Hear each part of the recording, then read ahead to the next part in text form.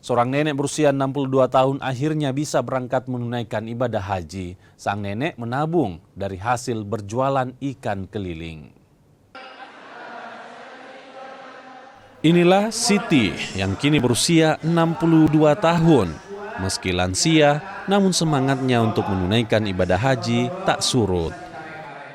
Tergabung dalam kloter 23 embarkasi Makassar, doa Siti untuk menyempurnakan rukun Islam akhirnya bisa benar-benar terwujud.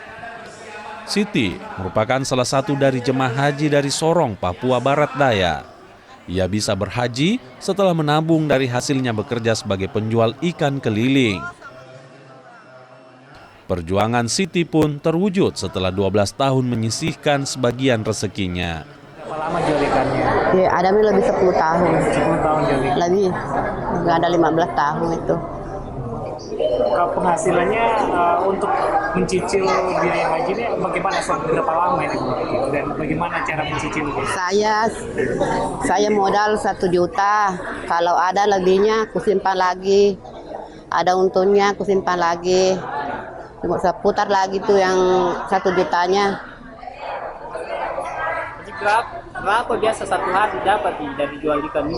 Biasa 100, biasa 200, biasa 50, biasa tidak ada. Untuk embarkasi Makassar diberangkatkan dalam 2 gelombang.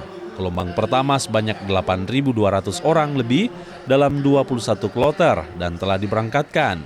Sementara untuk gelombang kedua, sementara proses pemberangkatan sebanyak 21 kloter. Bahwa gelombang kedua ini semua nanti jamaah itu langsung ke Jeddah dengan persiapan bahwa jamaah di embarkasi itu sudah memakai pakaian ihram untuk semuanya.